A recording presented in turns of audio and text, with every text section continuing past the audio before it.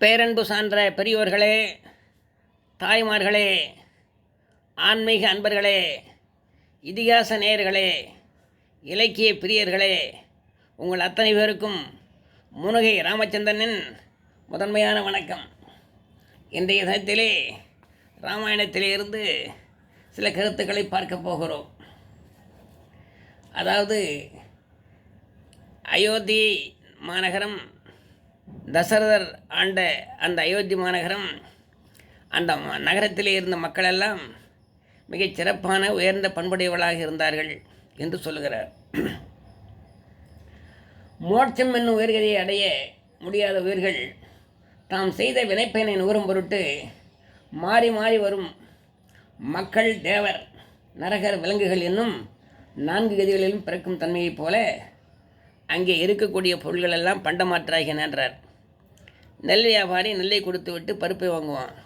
பருப்பு வியாபாரி பருப்பு மிதமாக இருந்து விட்டு அவன் கேழ்வரகு வாங்குவான். இப்படி ஒவ்வொருவரும் தான் விளைவிக்கக்கூடிய பொருளை அதிகமாக விளைவித்து விட்டு தனக்கு தேவையற்றவற்றை வேறு ஒரு கொடுத்து வேறொரு பொருளை வாங்கி கொடுவார்கள். பண்டமாற்றம்னு போகிறது அந்த காலத்தில். அப்படிப்பட்ட பண்டமாற்றமானது நடந்து கொண்டிருந்தது. அது எப்படி நடந்து கொண்டிருந்ததுன்னு சொன்னால், தேவர் உலகத்திலே இருக்கிறவன் பண்பாடு குறைந்து விட்டால் மனிதனாக வந்து விடுவான். மனிதனாக இருப்பவன் மீண்டும் பண்பாடு குறைந்து விட்டால் விலங்காக மாறிவிடுவான். அதை போல அந்த நாட்டிலே தேவன் மனிதனாவதைப் போல, மனிதன் விலங்காவதைப் போல, நெல் வியாபாரி நெல்லை கொடுத்து விட்டு சர்க்கரையை வாங்குவான். சர்க்கரை வியாபாரி சர்க்கரையை கொடுத்து விட்டு பருப்பை வாங்குவான். இப்படியெல்லாம் பண்ட மாற்றங்கள் நடந்து கொண்டிருந்தது என்பதை அங்கே சொல்லுகிறார். உயரும் சார்விலா உயிர்கள் செய்வினை பெயரும் பல்கதி பிறக்கும் மாறுகோல் ஐயரும் தேனும் மின்பாகும் மாறுய ஆயர்வோர் தயிரும் வேரியும் தலை மயங்குமே என்று சொல்லுகிறார்.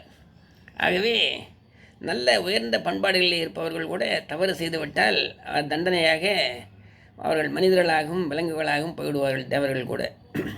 இப்போது நகிஷன் என்று சொல்லக்கூடிய ஒரு மன்னன் இருந்தான். அவன் என்ன பண்ணான், 1000 அசுவமேத யாகங்களை செய்தால் அவன் இந்திரலோக பதவி அடையலாம்னு ஒரு கருத்து அப்போது உண்டு. அதனால் 1000 அசுவமேத யாகங்களை செய்த காரணத்தினாலே அவனுக்கு இந்திரலோக பதவி கிடைத்தது. ஆக மண்ணுலக மன்னனாக இருந்தவன் இந்திரலோகத்துக்கு போகிறான், அவன் செய்த நல்வினை பயன் காரணமாக.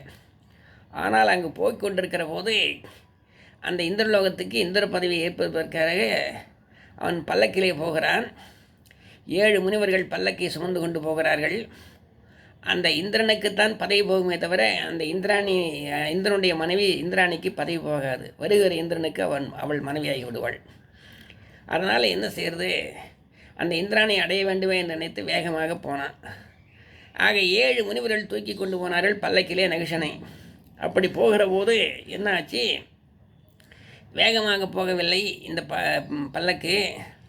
7 முனிவர்களிலே 6 முனிவர்கள் சமவேரத்திலே இருக்கிறார்கள். இந்த அகத்தியர் மட்டும் குள்ள உருவத்திலே இருக்கிறார். சும்மா ஒப்புக்கு கையை வைத்து கொண்டு போகிறார். அதனால்தான் இந்த பல்லக்கு வேகமாக போகவில்லை என்று சொல்லி, வேகமாக போ என்று சொல்லி ஒரு கோலினாலே தலையிலே தட்டினான். யார்? அகத்தியருடைய தலையிலே. சர்ப்ப என்று சொன்னால் வேகமாக போ என்று பொருள்.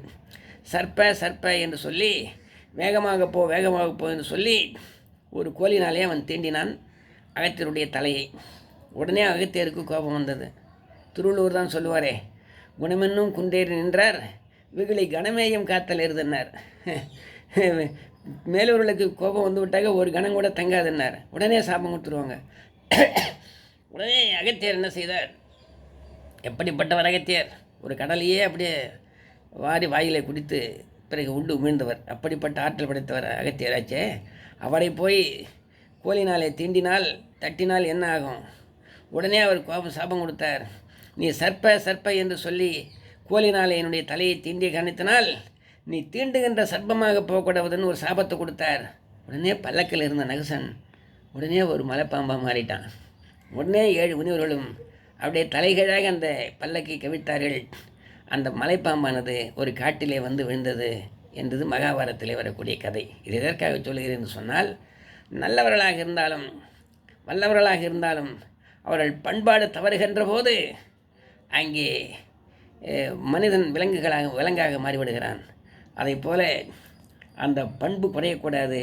அப்படி பண்பு குறையாத நல்ல மக்களாக அயோத்தி மக்கள் விளங்கினார்கள் என்று அங்கே கம்பர் சொல்லுகிறார். நலகோபன் மணிக்கரிவன் 2 பேர் அவங்க ஒரு ஆடையின்றி நிர்வாணமாக குடித்து கொண்டிருந்தாங்க. அந்த நேரத்தில் வந்தார் நாரதர். ஏம்பா, இந்த மாதிரி ஆற்றிலே நிர்வாணமாக ஆடையின்றி குளிக்கிறீர்கள், ஆடையின்றி நிர்வாணமாகவே கரையேறி வருகிறீர்கள், நானும் நாரத முனிவன் வந்து கொண்டிருக்கிறேன், உங்களுக்கு கொஞ்சம் கூட அச்சம் என்பதே இல்லையா, உங்களுக்கு கொஞ்சம் கூட அந்த கூச்சம் என்பதே இல்லையா என்று அவர் என்ன செய்தார்? உங்களுக்கு அச்சம் கூச்சம் என்பதெல்லாம் இல்லாமல் ஒரு மரம் போல நீங்கள் என் எதிரில் நிற்கின்ற காரணத்தினால் நீங்கள் 2 பேரும் மரமாக பிறக்க கடவுதுன்னு சொன்னார். அவங்க தான் நலகோபன் மணிக்கரிவன் 2 பேரும் அங்கே கோகுலத்தில் வந்து இரட்டை மருது மரங்களாக பிறக்கிறார்கள்.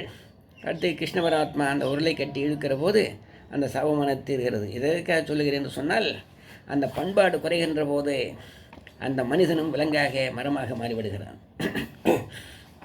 ஆகவே அப்படிப்பட்ட நல்லவர்களெல்லாம் நல்ல மனிதர்களெல்லாம் அந்த ஊரிலே வாழ்ந்து கொண்டால் சொல்கிறார். நாட்டு மக்களுடைய அகப்பண்புகளுக்கேற்ப புற அழகு பொலிந்தது, பொய்யில்லாத நிலையான நிலைப்பாட்டால் நீதி நிலைத்து நின்றது, மகளிரின் அன்பினாலே அறங்கள் நிலை பெற்றன, மகளிரின் கற்பினாலே பருவமழை தவறாமல் பொழிந்தது என்று சொல்கிறார். பொற்பின் நின்றன பொலிவு பொய்யிலா, நிற்பின் நின்றன நீதி மாதரார், அற்பின் நின்றன அறங்கள் என்னவர், கற்பின் நின்றன காலமாறையே. அப்படியே அந்த காலத்தில் மன்னர்கள் மும்மாடி பெய்துதான் கேட்பாங்க. வேதம் ஓதும் வேதியருக்கு ஒரு மழை, மன்னரி தவறா மன்னருக்கு ஒரு மழை, கற்பனை தவறாத கன்னியருக்கு ஒரு மழை என்று சொல்லுவாங்க. இப்படியெல்லாம் வேதியருக்கும் மன்னரி தவறாத மன்னர்களுக்கும் கற்பனை தவறாத கன்னியர்களுக்கும் மழை பெய்தது மாதமும் மாறி. ஆக அப்படிப்பட்ட நடைகளை அந்த நாட்டிலே, அயோத்தி நாட்டிலே மன்னர்களும் சரி, வேதியர்களும் சரி, கன்னியர்களும் சரி நல்லொழுக்கத்தில் இருந்தார்கள் என்று சொல்லுகிறார். அப்படிப்பட்ட கற்புக்கரசி சாவித்திரி தன்னுடைய கற்பினாலே கணவனையை மீட்டு கொண்டு வந்தாள். கற்புக்கரசியாக விளங்கக்கூடிய அனுசூயை தன்னுடைய கற்பின் திறத்தினாலே முப்பெருந்தேவேரியே அப்படியே குழந்தையாக மாற்றிட்டார். அப்படிப்பட்ட ஆற்றல் அந்த கற்புடைய மங்கையர்களுக்கு உண்டு. இதையெல்லாம் சொல்லி அந்த கற்புக்கரசியாக விளங்கினார்கள், கற்பின் திறமையை மேம்படுத்தினார்கள், நல்ல உயர்ந்த பண்பிலே போனார்கள் என்றெல்லாம் அங்கே கம்ப நாட்டாழ்வார் அந்த நாட்டினுடைய சிறப்பை சொல்லுகிறார். வீடு சேர நீர் வேலைகால் மடுத்து ஊடு பேரினும் உறைவிலானலாம் கூடு கோசலம் என்னும் கோதிலா நாடு கூறினோம் நகரம் கூறினோம் நகரம் கூறுவாம். ஆழிப்பேரலையின் மூலம் தன் கடல் எல்லையை கடந்து நிலத்திலே வந்தாலும் அழியாத சிறப்பை பெற்ற கோசல நாட்டின் சிறப்பை இதுவரை நாம் சொன்னோம். இனி அந்த நாட்டின் தலைநகரான அயோத்தியை பற்றி பேசுவோம் என்று சொல்லி அங்கே கம்ப நாட்டாழ்வார் அயோத்தியுடைய சிறப்பை சொல்லுகிறார். பாலகாண்டத்திலே நகரப்படல் முறைகிறது. அதில் அயோத்தியை பற்றிய சிறப்புகளை இங்கே சொல்லுகிறார். அயோத்தி எப்படிப்பட்ட சிறப்பு உடையது என்று சொன்னால், மோட்ச உலகத்திலே இருப்பவர்கள் கூட இறங்கி வந்து பிறப்பதற்கு ஆசைப்படும் நகரம் அயோத்தி. மோட்சம் என்பது வீடு பேர். அந்த மோட்சம்தான் எல்லோரும் கிடைக்கணும்னு நினைக்கிறாங்க. அந்த மோட்சம் எல்லோரும் கிடைக்காது. அதே அளவுக்கு அதிகமான புண்ணியங்கள் செய்தவர்கள் தான் மோட்ச உலகத்துக்கு போக முடியும். அப்படி அளவுக்கு அதிகமான புண்ணியம் செய்து மோட்ச உலகத்துக்கு சென்றவர்கள் கூட, அந்த பரமபதத்தில் இருப்பவர்கள் கூட, அந்த வைகுண்டத்தில் இருப்பவர்கள் கூட அந்த அயோத்தி நகரை பார்க்கணுன்னு ஆசைப்பட்டு நம்ம போய் ஒரு நாளைக்கு ஒரு பிறவியில் யாராவது ஒரு கர்ப்பத்தில் போய் மனிதனாக பிறப்போமா, அந்த அயோத்தி நகரில் வாழ்வோமான்னு நினைப்பாங்களாம். அப்படிப்பட்ட உயர்ந்த அழகுடைய அருமையான ஒரு நகரமாக அந்த அயோத்தி விளங்கியது என்று சொல்லி கம்ப நாட்டாழ்வார் அங்கே சொல்லுகிறார். நிலமகள் முகமோ திலகமோ கண்ணோ நிறையடு மங்களனானோ இலகு போன் மொழிமேல் ஆரமோ உயிரின் இருக்கையோ திருமகட்கினியே மலர்களோஹோ மாயோன் மார்பிலன் மணிகள் வைத்த ஒரு பட்டியோஹோ வானோர் உலகின் மேல் உலகோ ஊழியின் நிறுதி உரைகளோ யாதென உரைப்பாகம். அயோத்தி நகரமானது உமாதேவியினுடைய முகமா அல்லது திலகமா, கண்ணா, தாலியா, மணி மாலையா, பூமாதேவியின் உயிர் இருக்கும் இடமா, தாமரை மலரா, தேவலோகமா, ஊழியான இறுதி காலத்தில் அனைத்து உயிரும் தங்கும் திருமாலின் வயிறா, இவற்றில் எது என்று எடுத்துச் சொல்வோம் என்று சொல்லி அந்த அயோத்தி நகரத்துடைய பெருமையை போகிறார். அப்படிப்பட்ட அயோத்தி நகரம் மிகப்பெரிய சிறப்பை பெற்றது. அந்த அயோத்தி நகரத்துக்கு நிகரான ஒரு நகரத்தை மும்மூர்த்திகளும் கண்டதில்லை என்றார். அயோத்திக்கு நிகரான நகரை காணும் பொருட்டு அடக்க முடியாத ஆசை பிடித்துள்ள சூரியனும் சந்திரனும் கண்ணிமைக்காதவர்களாய் வானவழியில் இன்னும் தேடிக்கொண்டிருக்கிறார்கள். அதையெல்லாம் எவ்வாறு சூரிய சந்திரர் திரிவதற்கு வேறு காரணமில்லை என்று கம்பர் சொல்லுகிறார். அதாவது தினந்தோறும் சூரியன் பகலில் காலையில் 6 மணிக்கு வந்து சாயந்தரம் போகிறார், ராத்திரியில் சந்திரன் வர்றார். இந்த சூரியனும் சந்திரனும் தினமும் எதுக்காக வர்றாங்கன்னா, இந்த உலகத்திலே இந்த உலக எல்லைக்குள்ளே இந்த அயோத்தி நகரை விட சிறப்பான நகரம் எங்கேயாவது இருக்குதான்னு தேடி பார்க்கறதுக்காக தான் தினந்தனம் அலைகிறாங்களாம். அப்படி அலைந்து பார்த்து கூட அதை விட அழகான நகரம் இல்லை என்று சொல்லி அவங்க அழுத்து போகிறாங்களாம். இப்படி சொல்கிறார் கம்பர். பிரம்மா படைத்த அயோத்தியை கண்டு மயன் ஆச்சரியப்பட்டான். மயன் என்பவன் யார்? அசுரத்தச்சன், விஸ்வகர்மா தேவத்தச்சன். ஆக அசுரத்தச்சனாக விளங்கக்கூடிய மயனே பார்த்து அந்த அயோத்தியா நகரை பார்த்து அப்படியே அசந்து போய் நிற்கிறானா. இப்படிப்பட்ட ஒரு நகரத்தை பிரம்மா படைத்திருக்கிறார். என்ன புண்ணியம் புரிந்தோர் புகுது துறக்கம் என்ன மீது மறை பொருளோகோ மண்ணடையாவர் ராகவன் நன்றி மாதவம் மரத்தோடு வளர்த்தார் எண்ணரும் குணத்தின் அவனிதிருந்து 7 உலகம் வாழ்விடம் என்றால் ஒன்றுமோ இதனின் வேறொரு போகும் உறைவிடம் உண்டென உரைத்தல். அயோத்தியை விட ஒரு சிறந்த உலகம் இந்த நகரம் இந்த உலகத்தில் எங்கேயுமே இல்லை என்று சொல்லி பாராட்டக்கூடிய அளவுக்கு இருந்தது. அயோத்தியிலே வீட்டிலிருந்து 7 உலகங்களையும் ஆட்சி செய்கிறான் ராமன் என்றால் இந்த அயோத்தியை காட்டிலும் சிறந்த நகரம் உலகத்தில் உண்டா என்று கம்பர் சொல்லுகிறார். ஏன்னா ராமபுரம் தான் அங்கே பின்னால் தசரதருக்கு பின்னாலே அயோத்தியை ஆளுகின்றார். அவர் ஆளுகின்றார் என்று சொன்னால் யார்? பரம்பொருள், எல்லாம் பரம்பொருளாக விளங்கக்கூடிய திருமால் ராமனாக அவதாரம் செய்து ஆளுகின்றார் சொன்னால் அந்த அயோத்திக்கு அதைவிட பெருமை வேறு என்ன இருக்கிறது?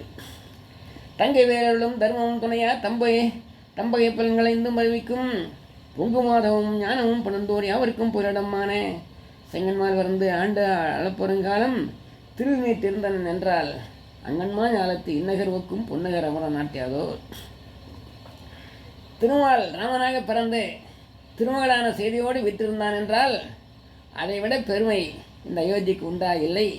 தேவலோகம் அயோத்திக்கு ஈடாகாது என்று அங்கே கம்பர் வர்ணிக்கிறார். முனிவர், தேவர், இயக்கர், வித்யாதரர் என அனைவரும் இயக்கும் போழும் நகராக அயோத்திய நகர் விளங்கியது.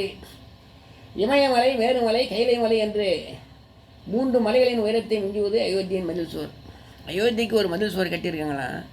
அந்த மதில் சுவருடைய உயரம் எத்தனை இருக்கும்? பொதுவாக ஒரு மதில் சுவர்னால் ஒரு 10 அடி 15 அடி இருக்குன்னு எல்லாம் நினைப்போம்.